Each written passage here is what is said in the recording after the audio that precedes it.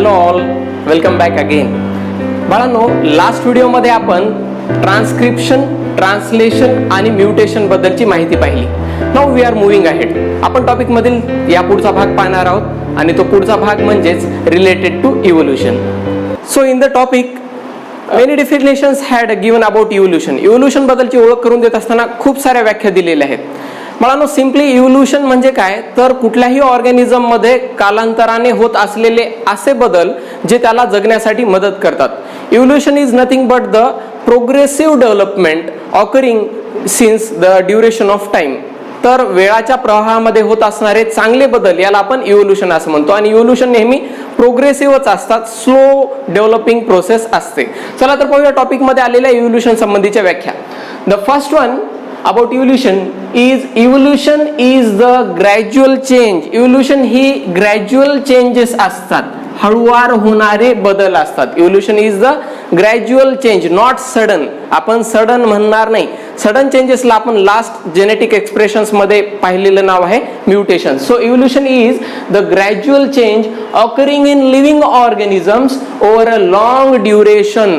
कालावधी प्रचंड लागतो, अगदी 3.5-4 अब्ज वर्षापासून चालत आलेली ही प्रक्रिया आहे. Over a long duration which leads to, ज्यातून पुढे काय निघतं, मार्ग काय निघतात, development of organism. So this is the first definition from the text book. Evolution is gradual change occurring कुठे, इन लिव्हिंग ऑर्गॅनिझम्स, कधी, over a long duration which leads to, कशाला, डेव्हलपमेंट ऑफ ऑर्गॅनिझम्स. तर ही definition तुम्हाला पाठ करायची आहे. Next one is formation of new species due to changes in specific characters. बाळांनो, न्यू स्पेसीजचं बनणं पहा. फॉर्मेशन ऑफ न्यू स्पेसीज, नवीन स्पेसीजचं बनणं कशामुळे, due to changes in specific characters of several generations. एखाद्या ऑर्गॅनिझमच्या पिढ्यामध्ये काही गुणधर्मात होत आलेले बदल त्याला एका नवीन स्पेसीज मध्ये बदलतात. या बदलांना सुद्धा इव्होल्यूशनच म्हणायचं. आपण स्पेसिएशन ही टर्म या टॉपिक मध्ये पुढे पाहणार आहोत. तर कशात झालेत हे बदल, स्पेसिफिक कॅरेक्टर्स मध्ये. ओके, कशा पद्धतीने झालेत, ड्यू टू सेव्हरल जनरेशन्स, खूप साऱ्या जनरेशन्स मध्ये झालेल्या बदलांमध्ये. कुणाच्या, of living organisms as response to, हा शब्द फार महत्वाचा आहे, ॲज रेस्पॉन्स टू कुणाला, नॅचरल सिलेक्शन. नॅचरल सिलेक्शनला दिलेला प्रतिसाद म्हणून एखाद्या ऑर्गॅनिझम्स मध्ये झालेले विशेष असे बदल, त्यांच्या गुणधर्मात झालेले बदल जे पिढ्या होत आले, दॅट लीड्स टू इव्होल्यूशन. मला नॅचरल सिलेक्शन हा शब्द काय सांगतो, एखादा ऑर्गॅनिझम जर स्वतःमध्ये काही असे अडॅप्टेशन करत नसेल जेणेकरून तो होत असलेल्या बदलांशी मॅचअप होऊन होताला जगण्यासाठी परफेक्ट बनवत नसेल, तर नेचर त्याला सिलेक्ट करत नाही अथवा तो टिकू शकत नाही. त्याला आपण नॅचरल सिलेक्शनची भूमिका असं म्हणतो. So natural selection is playing an important role for those organisms which show the adaptations to develop. ज्यांच्यामध्ये डेव्हलपमेंटचे अडॅप्टेशन्स येतात तेच जगतात, निसर्ग त्यांनाच निवडतो. यालाच आपण म्हणतो नॅचरल सिलेक्शन. म्हणजे असे ऑर्गॅनिझम जगलेत ज्या ऑर्गॅनिझम्सनी आपल्यात काही बदल असे केलेत जे एन्व्हायरमेंटला मॅचअप होण्यासारखे आहेत. So this was the second definition. Next one is about the same progressive type पद्धतीची.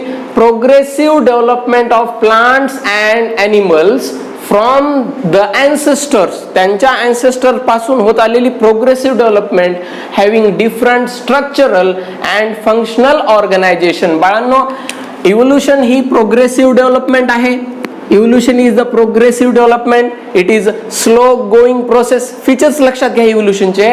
It is progressive development, it is slow going process and कुणामध्ये घडली, and occurring in all organisms, सगळ्या ऑर्गॅनिझम्स मध्ये घडणारी, in plants and in animals, from the ancestors having, पहा बाळांनो, कुणापासून घडत आलेली आहे, from the ancestors having different structural and functional organisation. आपल्याला लेवल्स ऑफ ऑर्गनायझेशन बद्दलची माहिती लास्ट स्टँडर्ड मध्येच मिळालेली आहे. याही टॉपिक मध्ये आपण इव्होल्युशनरी चेंजेस मध्ये ती माहिती परत पाहणार आहोत. तर स्ट्रक्चरल अँड फंक्शनल ऑर्गनायझेशन मध्ये होत आलेले जे बदल आहेत त्या सर्व बदलांना आपण इव्होल्यूशन असं म्हणत असतो. पाठामध्ये आलेल्या ह्या डेफिनेशन्स आहेत, ह्या तुम्हाला लर्न करायचे, समजून घ्यायचे. आणि त्यानंतर या डेफिनेशन देत असतानाच आपल्याला एक गोष्ट लक्षात आली की इव्होल्युशनची रेंज कुठून कुठपर्यंत आहे. इव्होल्युशन कुठल्या घटनांना म्हणायचं, कोणात होत असलेले बदल इव्होल्युशन म्हटले जातात. So what is the range of evolution explained in the text book. So we are going to discuss about that.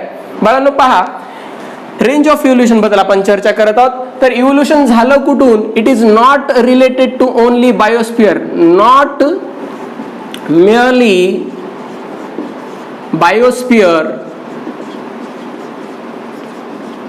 फक्त बायोस्फिअरचाच समावेश होतो यात असं नाहीये. तर इव्होल्युशन ही जी प्रक्रिया आहे ती वास्ट रेंजिंग प्रक्रिया आहे, प्रचंड त्याचा आवाका मोठा आहे. इव्होल्युशन कोणाकोणामध्ये झालं? Evolution awkward from stars and planetary objects, celestial bodies. Okay, evolution includes the changes that occurred in stars and celestial bodies.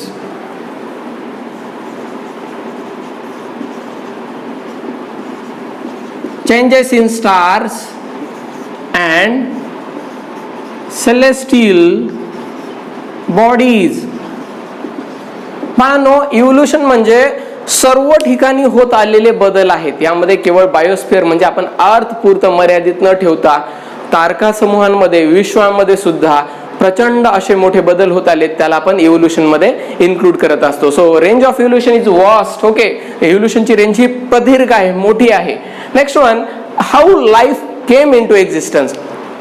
It is studied that there was no life before 3.5 billions years ago. 3.5 अब्ज वर्षापूर्वी पृथ्वीवरती life existence मध्ये नव्हतं, जीवनाचे कुठले चिन्ह नव्हते. तर लाईफ एक्झिस्टन्स मध्ये कसं आलं? How life came into existence. बाळांनो, अर्थ वरती सर्वप्रथम जे कोॲग्युलेशन झालं, सर्वप्रथम जे साचणं झालं ते सिंपल एलिमेंट्स. या सिंपल एलिमेंट्स नंतर यापासूनच जे घटक तयार झाले ते घटक काही ऑर्गॅनिक होते आणि काही इनऑर्गॅनिक होते. So they were in simple forms.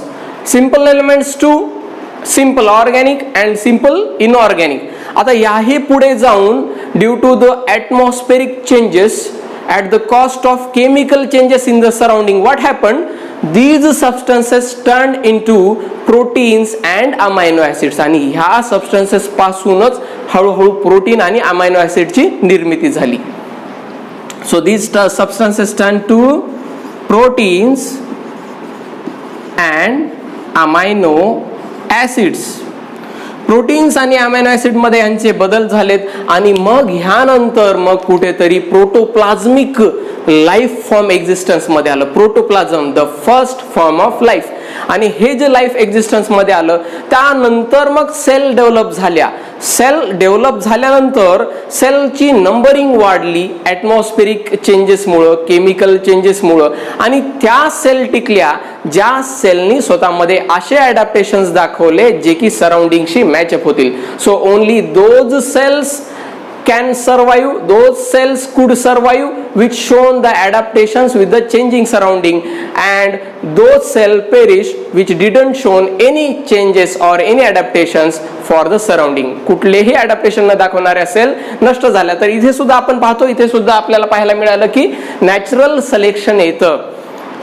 या ठिकाणी आपण पाहत आहोत की अगदी सेल्युलर लेवल पासून ते हायली इव्हॉल्व्ड ऑर्गॅनिझम्स मध्ये सुद्धा आपण नॅचरल सिलेक्शनला महत्व देत आहोत. Nature selects those only which show the progressive adaptations. निसर्ग त्यांनाच निवडतो जे प्रोग्रेसिव्ह ॲडॅप्टेशन दाखवत असतात. बाळांनो, तुम्ही सुद्धा प्रोग्रेसिव्ह ॲडॅप्टेशन दाखवत असाल तर नक्की टिकाल, कारण आपण यावर्षी बोर्डची एक्झाम देणार आहोत आणि पुढच्या वर्षी सुद्धा म्हणजे यानंतर सुद्धा अनेक परीक्षा येणार आहेत ज्यामध्ये तुमची स्वतःची प्रोग्रेसिव्ह डेव्हलपमेंट तुम्हाला टिकून ठेवणार आहे. नेचर तुमचं सिलेक्शन करणार आहे.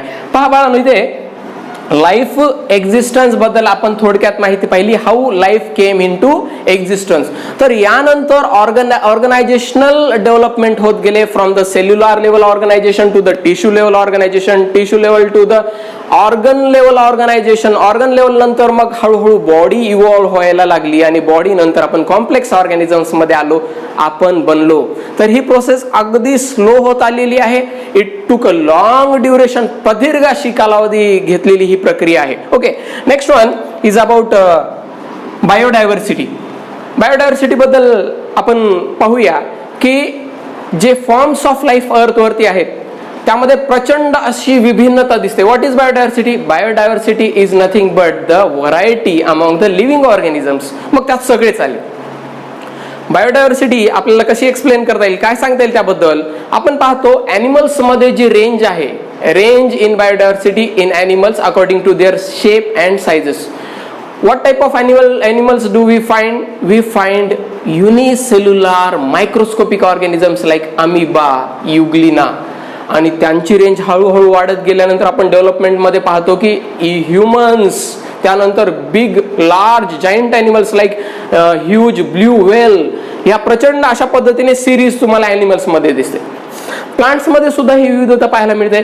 Plants show diversity or variety also, like unicellular organisms in plant are like chlorella. Chlorella पासून ते giant banyan tree, huge banyan tree इथपर्यंत तुम्हाला खूप सारी व्हरायटी पाहायला मिळते आणि ही व्हरायटी सगळ्या ठिकाणी एक्झिस्टन्स मध्ये आहे. Life exist on earth from equator to both the poles, equator to north pole, equator to south pole, सर्वत्र लाईफ आहे. And it also exist at different stages. It is on land, it is in air, it is in water, it is deep down the oceans, it is at the peak of mountains. सर्वत्र आपल्याला life existence मध्ये पाहावयास मिळत असते. So life exist everywhere on planet अर्थ. Okay, तर life existence बद्दल ही माहिती तुम्हाला सांगते की ही इव्होल्युशनची प्रोसेस रेस्पॉन्सिबल आहे to come life into existence. Next one, see, ह्या पार्ट नंतर आपल्याला पाहायला मिळतं की एवढी मोठ्या प्रमाणात जी डायव्हर्सिटी आहे त्या डायव्हर्सिटीला आपण अभ्यास करणार आहोत. We are going to study the diversity.